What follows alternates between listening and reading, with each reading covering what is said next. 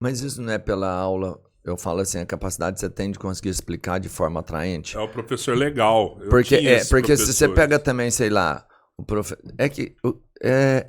a capacidade que dá de conseguir se expressar. Porque eu tive um professor de física, por exemplo, que ele passava só números lá no quadro e eu adorava, né?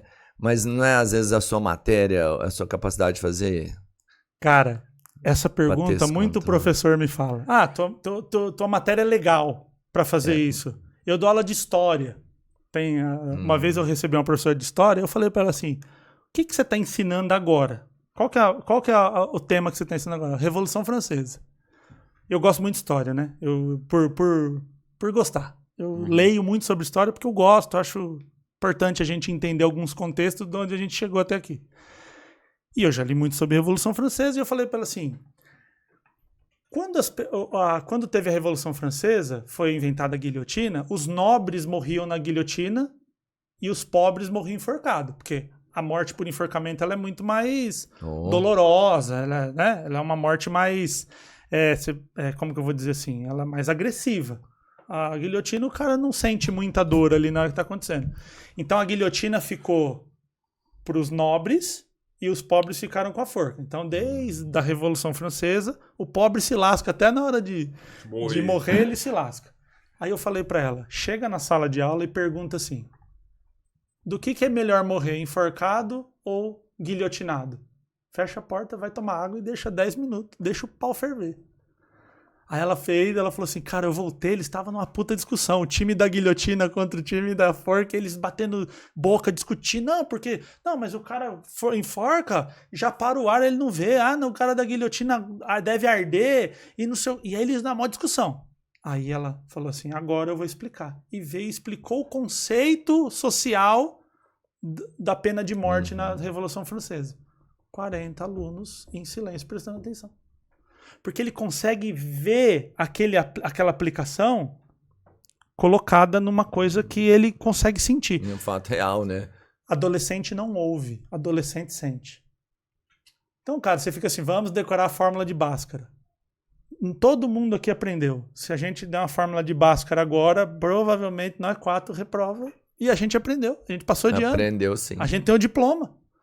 Eu tenho uma enteada de 13 anos. Tá no 7º ano, 7º ano. Meu irmão, você vê as atividades, você fala, como é que eu não sei isso? Como é que eu não sei isso se eu sou formado? Eu tenho formação no ensino fundamental. Tenho. Mas e aí, o que falta nesse professor? É método de ensino? É pedagogia? O cara sabe ensinar, mas não sabe o que ele vai ensinar?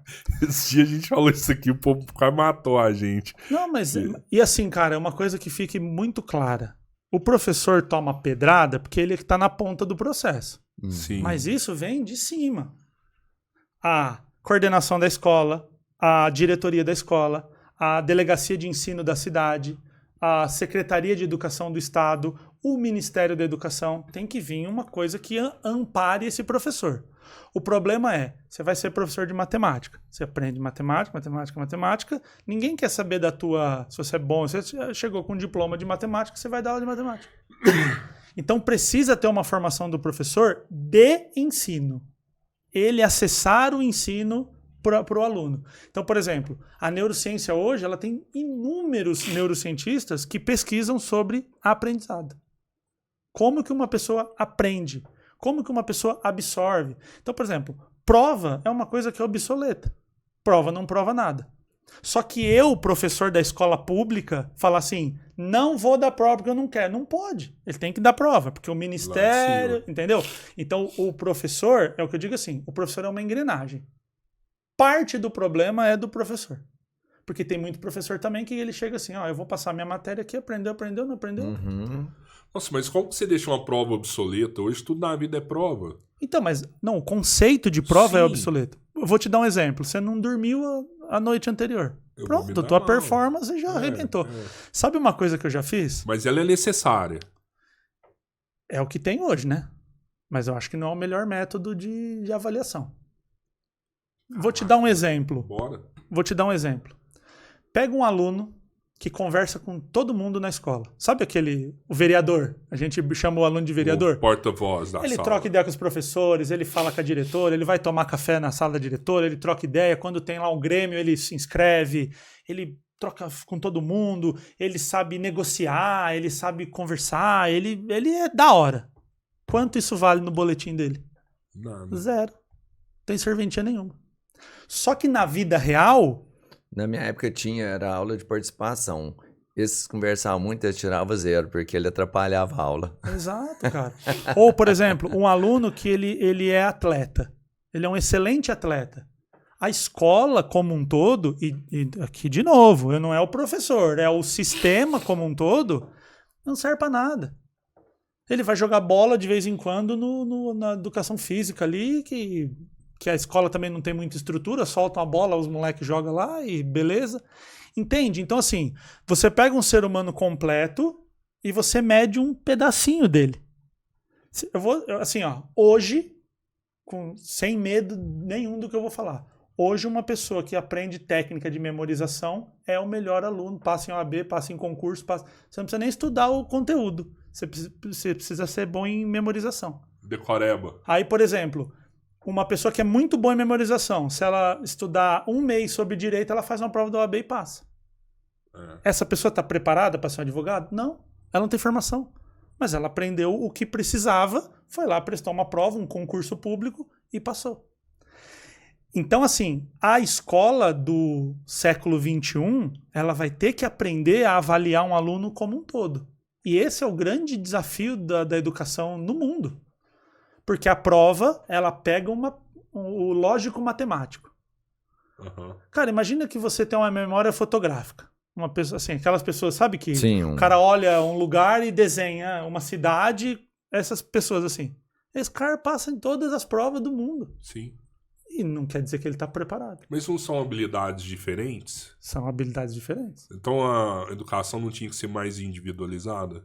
A educação tinha que ser mais individualizada. A educação ela tinha que ser mais inclusiva.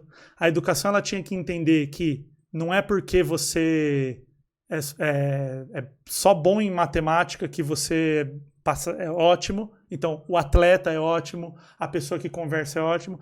Até porque, quando você vai para a vida adulta, ninguém quer saber se você sabe a fórmula de Bhaskara. Claro que não. Não tem serventia para nada. A não ser que você vai trabalhar com cálculo, construir uma ponte, você tem que usar Bhaskara. Mas por 99% da vida, não tem serventia. E aí aquele aluno que falava que cortaram ele e agora ele é quietão, porque quando ele falava que ele era burro, esse cara não consegue passar na entrevista de emprego. Não consegue montar uma empresa, não consegue negociar, não consegue nada.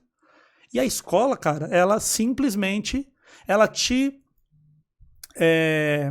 deixa medíocre. Medíocre é uma palavra que ela tem uma conotação forte, mas medíocre é o médio. Mediano. Então, assim, você é um hiperatleta. Esquece, isso aí não tem agora, não. Fica aqui na caixinha. Você é um mega negociador, não serve pra nada. Você é um mega escreve, desenha. Meu irmão, eu tenho um aluno que eu tô explicando a matéria, tá desenhando. E os professores ficam putos com isso. Porque parece que o aluno tá prestando atenção. Aí eu falo assim... 3 pessoas aqui para me falar o que aprendeu hoje. Aí esse que tá com a cabeça 1 hora baixa, ele levanta e fala tudo que eu tô explicando. Por quê? Ele se concentra desenhando. Aí eu vou falar para ele assim, para de desenhar. Presta atenção no neurônio e não sei o quê. E aí, cara, eu tiro dele o formato dele de aprendizado. Eu, por exemplo, eu nunca na minha vida eu tiro caderno. Nunca. Eu tô fazendo um mestrado numa federal, não tenho caderno. Ah, o William é gênio. Não é gênio. É que se eu escrever, eu não consigo prestar atenção no que você está falando.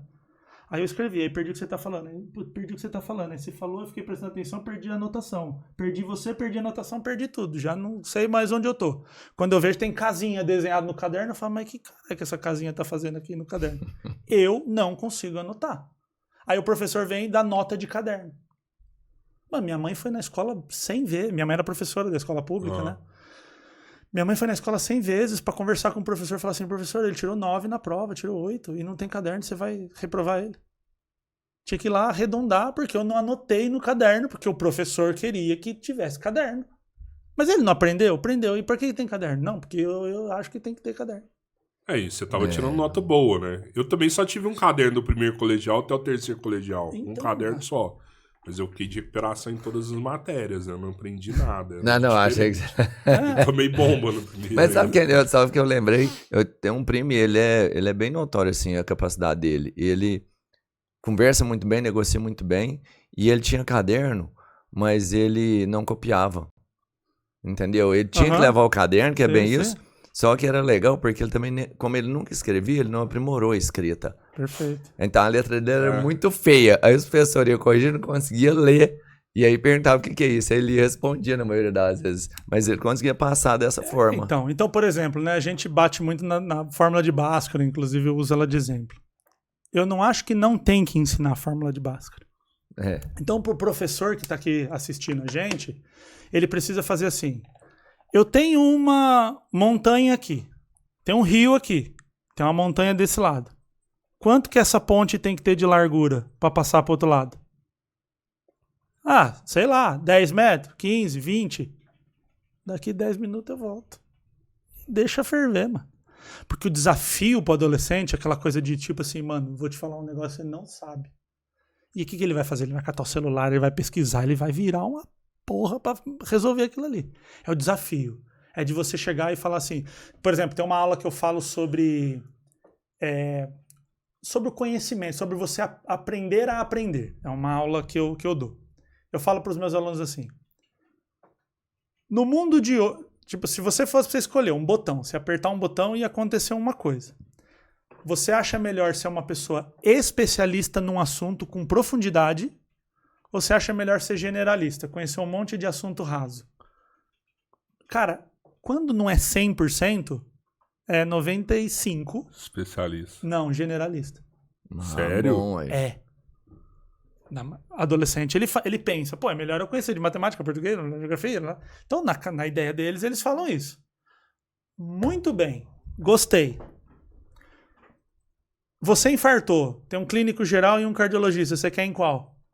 Ah, eu quero no cardiologista. Então não faz sentido isso que você está falando. Entende que eu não estou chegando assim, vamos lá no conceito, Aristóteles. Chato pra caramba. Então eu ponho, e aí ele fica, o neurônio fala, e agora? Como é que faz? Porque se eu, ixi, agora? Então é bom ser especialista. Aí todo mundo vai pro especialista, né? No exemplo que eu dei. Eu falo, mas como é que ser especialista num mundo globalizado que nem a gente tem hoje? Quem conhece uma coisa só hoje tá morto, meu chapa. Pronto, aí acabou. Aí ninguém mais sabe nada. Fala, professor, tá doido. Então essa coisa de... Aí todo mundo quer ser professor. Pô, quer ser professor. Onde esse cara vai chegar com essa ideia? E aí eu falo pra eles de um conceito de conhecimento em T.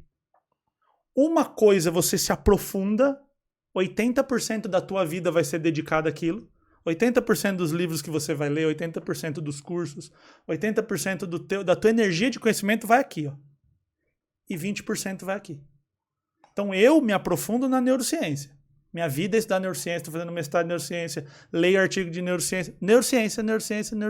80% da sua vida é aí. 20%.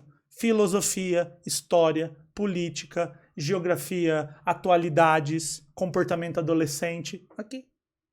Então, por exemplo, se a gente for conversar aqui sobre política brasileira, eu tenho os meus pitacos para dar. Uhum. Não sou especialista, igual a hora que você falou do hormônio e tal. Eu tenho uma ideia sobre isso. Não sou especialista, mas eu posso conversar. Posso conversar sobre história, posso conversar sobre filosofia, mas não tenho profundidade. Tenho ali um conceito, eu entendo alguma coisa. Se você me falar do Aristóteles, eu sei quem é, mas eu não sou um filósofo.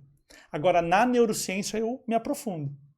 Então eu falo para eles, leiam coisas diferentes, aprendam coisas diferentes. Então o cardiologista lá que eu dei o exemplo é 80%. Mas ele tem que entender de um monte de outras coisas para ser um profissional completo.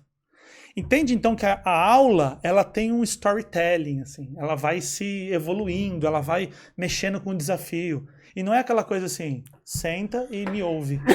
O mestre chegou e vocês ignorantes só me escutem, porque o mestre vai falar agora. E quem falar... Quem fizer bagunça, quem mexer no celular, tá fora da sala. Mas parece que as instituições de ensino não viram isso ainda, né? Tá muito longe.